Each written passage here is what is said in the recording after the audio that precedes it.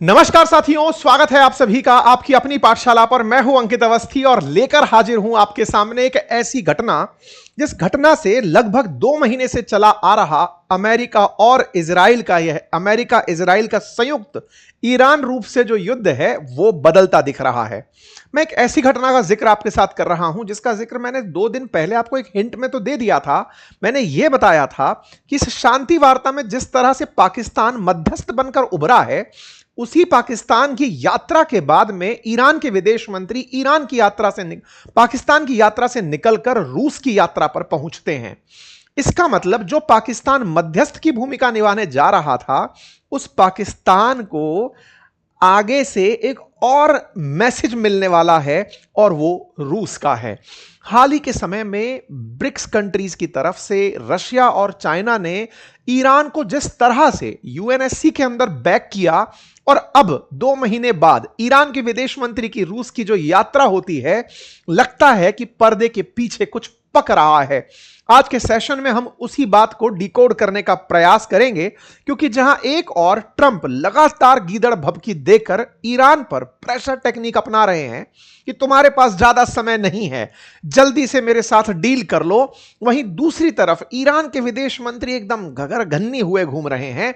यात्रा के दौर में निकलते हुए आप पहुंच जाते हैं पहले पाकिस्तान, फिर ओमान, और फिर ओमान के बाद पहुंचते हैं फिर से पाकिस्तान, फिर पहुंचते हैं रशिया, फिर पाकिस्तान। रिपोर्ट तो यह कहती है कि 48 घंटे में अरागची 3 बार पाकिस्तान की यात्रा कर चुके हैं। यह बहुत कुछ है आज के सेशन में आपके साथ डिस्कस होना। इसका मतलब यह है कि कुछ ऐसी बातें हैं जो फोन के माध्यम से साझा नहीं हो रही हैं।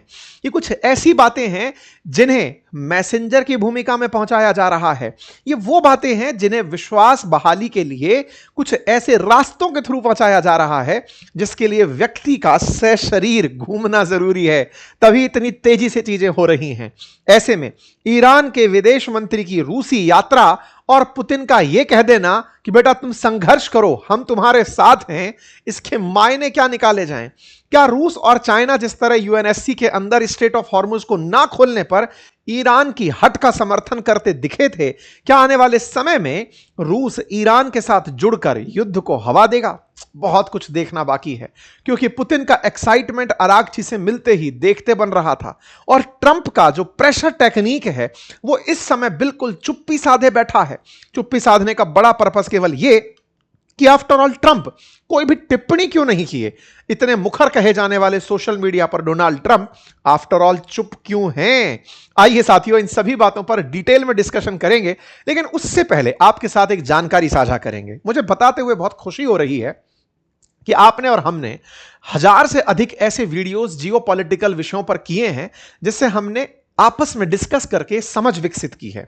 बहुत बार हमने जब आपसे कंटेंट डिस्कस किया, आपके मन में एक प्रश्न उठा, और वह प्रश्न था कि सर आप जो ये रिसर्च लेकर आते हो इसका आधार क्या है, कहां से लाते हो, ये सब बातें कहां से डिसाइड करते हो? अब मैं आपको शायद पर्दा हटा करके उन लोगों से मिलाने जा रहा हूं जिन लोगों के हम थॉट्स को आपके साथ साझा कर पाएंगे। जी हां साथियों, जो अब तक मैं आपके साथ डीप रिसर्च अपने कंटेंट में साझा करता हूं, अब उन लोगों के मुंह से भी, जो लोग इस तरह से चीजें न्यूज में बनाते हैं, न्यूज में बने रहते हैं या अपनी विश्लेषण को साझा करते हैं, इसे लेकर मैं आ रहा हूं अंकित इंस्पायर इंडिया पर एक शो जिसका नाम है द डिप्लोमेटिक डेस्क बाय अंकित अवस्थी। जी हां साथियों, इस कार्यक्रम में मैं विषय विशेषज्ञों को, पूर्व राजदूतों को, सेना के बड़े अधिकारियों को, यूनिवर्सिटीज के प्रोफेसर्स को, बड़े ही वेटरन पत्रकारों को आपके साथ टेबल पर लेकर आऊंगा साप्ताहिक रूप से, जिनसे उस सप्ताह की चल रही किसी विशेष विषय पर गंभीर तरीके से डिटेल एक चर्चा रखी जाएगी। मुझे उम्मीद है कि आप सबने इतने लंबे वीडियो देखने की अब आदत डाल ली है कि आप इसे भी अपना प्यार दे पाएंगे, और उसी क्रोनोलॉजी में मेरा पहला वीडियो शूट हो चुका है और वो जल्दी ही आपके सामने अंकित इंस्पायर इंडिया पर होगा। उसका लिंक मैं आने वाले समय में आपके साथ साझा करूंगा। मैंने अभी जो पहला वीडियो शूट किया है वो इसी बात पर कि आफ्टर ऑल ईरान और अमेरिका क्या चाहते हैं, रुकेंगे कहां, सॉल्यूशन क्या है, स्ट्रेट ऑफ हॉर्मुज का सॉल्यूशन क्या है। तो एक तरफ थे मेरे साथ में भारत के मेजर जनरल पूर्व रिटायर्ड और दूसरी तरफ थे राजदूत, इन दोनों से ही मैंने प्रॉपर तरीके से बात की है और आपके साथ प्रॉपर डिस्कशन का साझा करूंगा। ठीक है, तो चलिए इस बेसब्री के साथ सेशन को जल्दी ही हम आपके सामने पब्लिक करेंगे और इस तरह आने वाले समय में अगर आपका प्यार बना रहा तो लेकर भी आएंगे। अब आते हैं आज की खबर पर, और खबर इस बात पर कि अरागची की रूस की यात्रा किस तरह से देखी जाए, क्योंकि अरागची यानी कि ईरान के विदेश मंत्री पाकिस्तान, उसके बाद ओमान और फिर पाकिस्तान, फिर रशिया, फिर पाकिस्तान जो यात्रा किए हैं, इसे कैसे देखें। अरागची जब पाकिस्तान पहुंचे तो उन्होंने पाकिस्तान के साथ कुछ तो किया ही होगा, वो बातें की होंगी जो कि शायद ट्रंप को पसंद ना आए, लेकिन वो अपनी बात कह जाएं। आपको मैं बीच में यहां पे जानकारी देना चाहूंगा कि जब ये पाकिस्तान पहुंचे तो ट्रंप भी अपने डेविड वो जो उनके दामाद हैं कुशनर और मित्र जो विटकॉफ हैं, इनको भेज रहे थे पाकिस्तान कि जाओ तुम भी बात करके आओ, अरागची आ गए हैं। अरागची ने कहा कि नहीं, मैं अपना संदेश पाकिस्तान को देने आया हूं, ये आपको देंगे तो ठीक है। तो ट्रंप ने उनको बीच में ही रुकवा दिया कि सुनो यार, पाकिस्तान मत जाओ, क्योंकि अब तक ईरान खुद क्लियर नहीं है कि वो क्या चाहता है। ईरान ने 3 शर्तें दी। अच्छा, इस बीच में काफी सारी चीजों में परिवर्तन हुआ। पिछली बार जब इस्लामाबाद वार्ता हुई थी ना, तो उस इस्लामाबाद वार्ता 10-11 अप्रैल को जो वार्ता हुई थी, उसमें यह तय हुआ था, ईरान अड़के रखा हुआ था कि सर देखो, मैं अपना न्यूक्लियर जो एनरिचमेंट है, यूरेनियम एनरिचमेंट जो कार्यक्रम है, ये 5 साल के लिए आप लोगों के कहने पर होल्ड कर सकता हूं।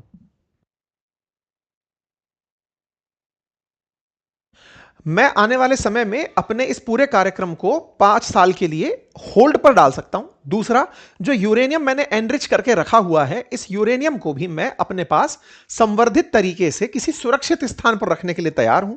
तीसरा, मैं अपने न्यूक्लियर रिएक्टर्स चलाने के लिए यूरेनियम एनरिचमेंट चाहता जरूर हूं। तो मेरी आपसे यह गुजारिश रहेगी कि मुझे इस काम को करने के लिए इजाजत दी जाए। यह उसने लास्ट टाइम जब जेडी वैंस पाकिस्तान आए थे तब यह बात इन्होंने रखी थी। अब क्या होता है, जेडी वैंस के सामने तो ये बात रख दिए थे, लेकिन ट्रंप इस बात को नहीं माने। क्यों नहीं माने? उनको लगा कि यार इतना सब काम तो पहले जब JCPOA कराया था मैंने, जॉइंट कॉम्प्रिहेंसिव, जो इनके साथ प्लान लिया था ओबामा के समय पर, जिसमें ओबामा ने ईरान को न्यूक्लियर एनरिचमेंट की IAEA की परमिशन देते हुए एनरिचमेंट की परमिशन दे दी थी। बोले मैं पीछे क्यों हटूं, तब तो स्टेट ऑफ हॉर्मुज भी कब्जे में नहीं था। तो अब स्टेट ऑफ हॉर्मुज भी पाकिस्तान मतलब ईरान ने कब्जे में ले रखा है, अपनी बात भी मनवाना चाहता है। ट्रंप हट गए पीछे कि नहीं।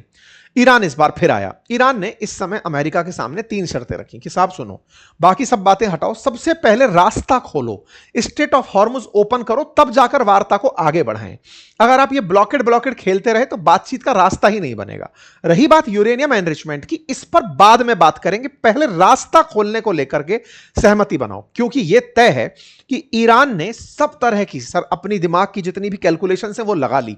आप सोचिए कि अरागची ओमान पहुंचे और ओमान के जो सुल्तान हैं उनसे मुलाकात की और उनसे कहा कि सर देखो, अपने पास एक जबरदस्त आइडिया है। आइडिया क्या है कि स्टेट ऑफ हॉर्मुज असल में एक तरफ ईरान के पास है और उसका दूसरा जो किनारा है ना, वो ओमान के पास है। वो जो किनारा टिप है, बोले एक काम करते हैं, अपन दोनों मिलकर के टोल वसूलते हैं। एक जहाज में अगर 2 मिलियन बैरल तेल जाता है, $1 पर बैरल वसूलते हैं, $2 मिलियन अपने पास आएंगे, दोनों साझा कर लेंगे। ओमान ने कहा धन्यवाद, मेरे को पैसे की जरूरत नहीं है, मेरा बढ़िया चल रहा है, मैं इस तरह की टोल वसूली में नहीं जाऊंगा। पता चले अमेरिका किसी दिन बम मेरे फोड़ दे, मेरे को नहीं चाहिए भाई साहब, आपको पैसा मुबारक। ये वापस लौट गया। इन्होंने कहा सर आप मेरे लिए बहुत बड़े मध्यस्थ बने थे, आप अगर चाहें तो मैं आपके लिए ये विषय रख सकता हूं कि हम दोनों देश ये चाहते हैं कि साहब ये काम करें। बोल नहीं साहब थैंक यू, कोई बात नहीं। अरागची लौटते हैं वापस और फिर वापस आकर कहते हैं कि पाकिस्तान आए। हालांकि इस बारे में अभी कोई भी पुख्ता खबर नहीं है। 3 बार पाकिस्तान जाने की खबर है बीते 2 दिनों में, लेकिन फिर भी मैं यही कहूंगा पुख्ता नहीं है। मीडिया के बहुत प्रतिष्ठित चैनलों ने लिखा है, फिर भी मैं ज्यादा श्योर नहीं हूं, क्योंकि मुझे ईरान की तरफ से ऑफिशियल ये जानकारी नहीं मिली है। ठीक है साहब, ओके। इसके बाद ये महाशय फिर से जब अरागची आते हैं, कहते हैं कि ये पाकिस्तान गए। पाकिस्तान जाने के बाद में इन्होंने मुलाकात की और वहां से फिर ये निकलकर रूस गए। अच्छा, अब आप रूस की कुछ तस्वीरें यहां पर देख सकते हैं कि ये किस तरह से इनका बढ़िया ग्रांड वेलकम होता है अरागची का। इंटरेस्टिंग बात यह है कि इस पूरे दौर में अब तक रशिया केवल स्पेक्टेटर बनकर बैठा था। बहुत से लोगों का यह कहना था कि ईरान ने रूस ने ईरान का साथ नहीं दिया। बहुत से लोगों का यह कहना था कि हम तो सोच रहे थे कि ईरान जंग में आएगा तो रूस उसको बचाने के लिए कूद पड़ेगा, खमनेई जैसे ही खत्म होंगे भाई साहब अब तो रूस बिल्कुल विद्रोह कर देगा। ऐसा कुछ हुआ नहीं। जब नहीं हुआ तो बहुत से सवाल उठने लगे कि क्या रूस डर गया है, कुछ हो गया। नहीं नहीं नहीं, यहां कुछ खेल और चल रहा था। ईरान वो बच्चा बनकर के युद्ध लड़ रहा था जो अक्सर पिताजी से यह कहता है कि सुनो, पीछे मैं साइकिल चला रहा हूं, मेरा गाड़ी साइकिल को पकड़ मत लेना आप पीछे से, मैं चलाऊंगा, गिरूं तो गिर जाऊंगा, उठ खड़ा होऊंगा, लेकिन साथ मत आ जाना, नहीं तो मेरी अपनी इज्जत खराब हो जाएगी, ये मैं साइकिल नहीं जानता। ईरान ने इस पूरे 2 महीने तक चले युद्ध में अपने आप को 2 महीने तक खींचना उसकी एक बड़ी काबिलियत है, और उसके बावजूद भी अमेरिका को वो टेबल पर बिठाने के लिए कामयाब हो रहा है। इसका मतलब है कि वो यदि आज रूस के साथ खड़ा होता और इमेज दुनिया के सामने होती कि रूस ने युद्ध लड़ाया, जो अक्सर पहले कोल्ड वॉर के टाइम पर होता था कि सोवियत रूस वर्सेस अमेरिका चल रहा है, बोले मुझे वो इमेज नहीं चाहिए, आप साथ रहो, जरूरत पड़े तब साथ देना। अब जरूरत थी। ईरान के जो विदेश मंत्री हैं ये पुतिन से मिलने पहुंचते हैं, बकायदा अपना वही मिनाब 168 लेकर पहुंचते हैं, जिसमें ये जानकारी थी, मतलब ये अमेरिका से जब मिलने पहुंचे थे तब भी यही जहाज गया था, जिसमें अमेरिकी हमले में 168 बच्चियों की जान चली गई थी। ये इस जहाज को लेकर के यहां पर पहुंचते हैं तो भाई साहब इनका सर्गेई लेवरोव जो है बड़ा वार्मली वेलकम करते हैं कि आइए साहब, विदेश मंत्री की जो तस्वीर है आरटी इसको एक्सक्लूसिव तरीके से प्रकाशित करता है। और इसके बाद में ये जो पुतिन है वो बहुत गर्मजोशी से इनसे मिलते हैं। अच्छा, पुतिन का वैसे भी मतलब होस्ट करने का जो अंदाज है वो काफी वार्म माना जाता है। कहा जाता है कि वो भारत के एनएसए हो, विदेश मंत्री हो, इन सबके साथ बहुत वार्मली मिलते हैं। आराघची के साथ जो वार्मथ साझा हुई ये दर्शाने वाली थी कि वो किसी हारे हुए देश का वेलकम नहीं कर रहे हैं। अब आप पूछेंगे ये क्या बात है? देखो, आपको याद होगा जब सीरिया में बशर अल असद की सत्ता गिरी थी तो बशर अल असद रशिया पहुंचे थे, उनको भी संरक्षण दिया गया, लेकिन कभी ईरान इस रूप में नहीं जाना चाहता था। ईरान कह रहा था अपन युद्ध में है, आपके पास आए हैं, कोई बात नहीं साहब। पुतिन साहब से मुलाकात होती है, यहां पर दोनों आपस में एक दूसरे के साथ बातचीत रखते हैं, सर्गेई लेवरोव रखते हैं, पुतिन रखते हैं, और इस पूरी कहानी में कहते हैं कि रूस ने ईरान के प्रति खुला समर्थन जताया और कहा कि ईरान की जो जनता है ना वो साहस और वीरता के साथ अपनी आजादी और संप्रभुता के लिए लड़ रही है।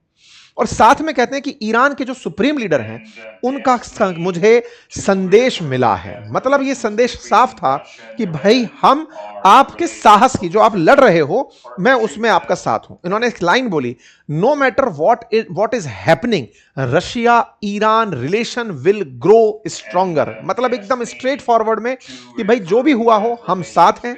Allies that time of need are next standing next to Iran and we are grateful to you for your support. मतलब कुल मिलाकर दोनों देशों ने एक दूसरे के प्रति, जहां ईरान ने कहा कि सर आप मेरे साथ खड़े रहे इसके लिए धन्यवाद, और रूस ने कहा हम तुम्हारे साथ खड़े रहेंगे, चिंता ना करो। अब साला दिमाग में एक सवाल बनता है कि भाई साहब ईरान के साथ रूस कैसे खड़ा रहा? अभी तक हमने कुछ भी नहीं सुना कि कहीं से ऐसा सुना हो कि भाई रूस ने कहीं किसी सेंटर पे हमला कर दिया, तो खड़ा कैसे रहा? अचानक दिमाग में दौड़ना शुरू हुआ, क्योंकि एक तरफ आप बोल रहे हो थैंक यू सर आपके सपोर्ट के लिए जो आप हमारे साथ रहे, किस बात का थैंक यू मिल रहा था? बातों का मिल रहा था क्या? इसका मतलब कुछ तो रूस ऐसा कर रहा था जो कि अमेरिकी सैंक्शंस को किनारा करते हुए चल रहा था। मतलब पुतिन ने कुछ तो ईरान की ऐसी मदद की थी जिसके लिए इन्हें धन्यवाद दिया जा रहा था। ईरान इतने बीच में दौड़कर धन्यवाद देने कैसे गया होगा? ये सवाल बनने लगते हैं। कहा जाता है कि रूस ने खुले तौर पर ईरान का समर्थन किया और यह कहा कि भाई हम आशा करते हैं कि स्वतंत्रता के लिए जो आप साहस और दृढ़ इच्छा शक्ति के बल पर नए नेता के मार्गदर्शन में ईरानी आवाम को इस कठिन दौर से निकालने का जो प्रयास कर रहे हैं, उस पूरे प्रयास में हम आपके साथ हैं और हम लगे रहेंगे। और इतना नहीं, ये भी कहते हैं कि Russia will do everything in the interest of Iran, our strategic partner and other countries of region to help ensure lasting peace as soon as possible। भाई साहब इतना प्यार मोहब्बत और इतने भारी शब्द जो हैं ये झिलते नहीं हैं। जब अराघची खुद कह रहे हैं कि मुश्किल वक्त में रूस हमारे साथ खड़ा है, तो कुछ ऐसा है जिसको अब आप और हम डिस्कस कर लेते हैं। तो चलिए डिस्कशन करते हैं साहब, असल में रूस ने क्या खेला किया। आपको याद है शुरुआत में जब युद्ध हुआ तो पहले दूसरे दिन ही इन्होंने मतलब ईरान वालों का बहुत नुकसान पहुंचा दिया था, या सुप्रीम लीडर का मारा जाना एक बड़ी खबर थी। दूसरे दिन ही आपको खबर मिल रही है कि लो जी गेम दी एंड हो गया, हटाओ अब उठाएंगे और लेकर के खत्म, कहानी खत्म, सारे स्ट्रेटेजिक सेंटर वगैरह सब नुकसान। लेकिन अचानक पूरे युद्ध के अंदर ईरान की वापसी होती है। अब सवाल बनता है कि ऐसा कैसे हो गया साहब, ईरान की वापसी कैसे हो गई? तो इसके पीछे का जवाब निकल के आता है कि ईरान ने बड़ा ही स्ट्रेटेजिकली अमेरिका के जिन जिन जगहों पर बेसिस थे, जहां पर सुरक्षा सिस्टम लगे हुए थे, वहां पर एक एक करके निशाना मारना शुरू किया। निशाना मारना कहां शुरू किया साहब?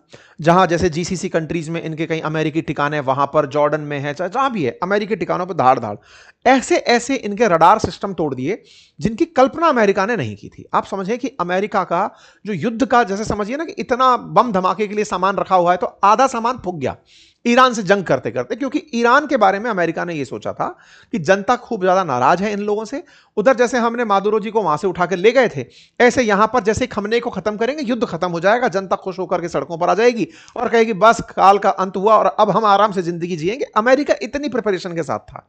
अमेरिका की प्रिपरेशन ये नहीं थी कि मुझे रिटेलिएशन इस लेवल का मिलने लगेगा, लीडर के खत्म होने के बाद में ईरान का जो मोजेक सिस्टम है वो हमें इस तरह से नुकसान पहुंचाएगा। नुकसान होना शुरू हुआ। इस नुकसान में बड़ा सवाल था कि इन्हें इंटेलिजेंस दे कौन रहा था। इतनी भारी इंटेलिजेंस कि अमेरिका का यह ठिकाना है, इसे निशाना बनाओ। इसका मतलब कुछ तो कहानी गड़बड़ हो रही थी। और उस पूरी कहानी का जब धन्यवाद ज्ञापन शुरू हुआ ना, तब समझ में आया, चर्चा निकलकर आई कि ईरान को रूस ने अपने ड्रोन, देखो क्या था ना, जब रशिया यूक्रेन युद्ध हुआ था ना, तो ईरान ने रूस को शहीद ड्रोन दिए थे। उस समय जरूरत थी, क्योंकि उस समय बायरक्तार ड्रोन जो थे वो यूक्रेन को तुर्की वालों ने दिए थे और वो उससे रूस का बहुत नुकसान पहुंचा रहे थे। तो ईरान ने उस समय शहीद ड्रोन बना करके इनको दिए। अब रूस के पास बढ़िया साइंटिस्ट हैं ही, तो इन्होंने क्या किया, उन ड्रोन्स को और मॉडिफाई करवाया और मॉडिफाई करवा करके इनको वापस दिया। अब आप पूछेंगे ये कैसे संभव हो सकता है। असल में क्या है, जब आपको मैप दिखाऊंगा तो पता चलेगा कि रूस का और ईरान का ना जल के थ्रू कनेक्शन है, कैस्पियन सागर के थ्रू जुड़े हुए हैं ये लोग। आप जो स्ट्रेट ऑफ हॉर्मुज को ब्लॉकेड करते हुए देख रहे हैं, यहां चलता रहे जो चलता रहे, उत्तर की तरफ कैस्पियन सागर, अभी मैप पर लेकर चलूंगा जब आप समझेंगे, वहां से इन लोगों के बीच में ट्रांजैक्शंस हो रहे थे, कहानी वहां से बन रही थी। इनके पास इंटेलिजेंस आ रहा था, इनके पास अप टू डेट ड्रोन आ रहे थे और इन ड्रोन्स की वजह से इन्होंने अमेरिकियों को खूब थकाया था। यही कारण था कि आज ईरान 2 महीने तक इस वॉर के अंदर पर्पसफुली खड़ा हुआ है। मतलब आप समझिए कि वो खुद रूस को साथ लेकर नहीं आया है, लेकिन जरूरत के समय पर इन्होंने एक दूसरे का साथ दिया है। अब हालात ये हैं कि रूस अंतर्राष्ट्रीय मंचों पर अमेरिका के खिलाफ इस बात को कहना चाहता है कि भाई जहां पर न्यूक्लियर रिएक्टर हैं, अगर अमेरिका उन्हें निशाना बना रहा है तो ये IAEA की खिलाफत है, आपको ये नहीं करना चाहिए। आप न्यूक्लियर जो NPT है, आप उसका न्यूक्लियर नॉन प्रोलिफरेशन जो TT है उसका वायलेशन कर रहे हैं। आपने न्यूक्लियर रिएक्टर्स को निशाना बना करके दुनिया को संकट में खड़ा किया है। ये सब बातें रशिया ने कहा है कि आने वाले समय पर हम ग्लोबल मंच पर उठाएंगे। आपके दिमाग में फिर सवाल बनेगा कि वाह, पुतिन तो बहुत ज्यादा प्यारे निकले। ऐसा नहीं है, पुतिन रशिया के बहुत करीबी हैं, आज से नहीं लंबे समय से। मैं आपको कुछ तस्वीरें दिखाता हूं। यह तस्वीर 2007 की है, जब रशिया के राष्ट्रपति पुतिन बने थे और वो उस समय ईरान आए थे। यह 2011 की तस्वीर है, जिस समय पर आप आए और यहां पर आकर के खमनेई से मिले थे।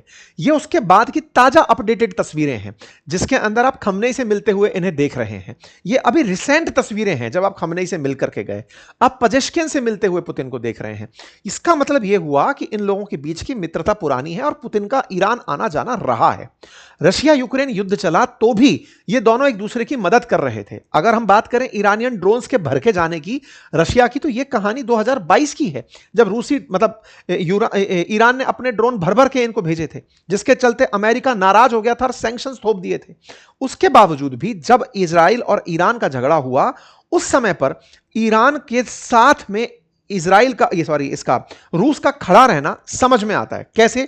इन्होंने बकायदा कह रहे हैं कि Sukhoi fighter jets, S-400 air defence system, Verba MANPAD system, इन सारों की आपूर्ति करना सुनिश्चित किया या तकनीकी ट्रांसफर करना शुरू किया। इतना ही नहीं, satellite images, targeted data, swarm तकनीक से अधिक जो लेस डेटा है ना, वो इन्होंने बोले इनको साझा किया। इसीलिए कह रहे हैं कि ये कर्टन के पीछे खड़ा हुआ दोस्त था जो पूरा ज्ञान दे रहा था। अब ये खैर, मैं अगर यहां पर चीजों को मैच करूं तो हो सकता है कि थोड़ा आप लोग इस बात से गलत अंदाज निकालें, लेकिन इसको हम रिलेट कर सकते हैं कि जब महाभारत में अर्जुन युद्ध लड़ रहा था तो भगवान श्री कृष्ण उसे गाइड कर रहे थे कि ऐसा कर लो, वेपन मेरा कुछ भी यूज नहीं लूंगा, मैं केवल साथ दूंगा।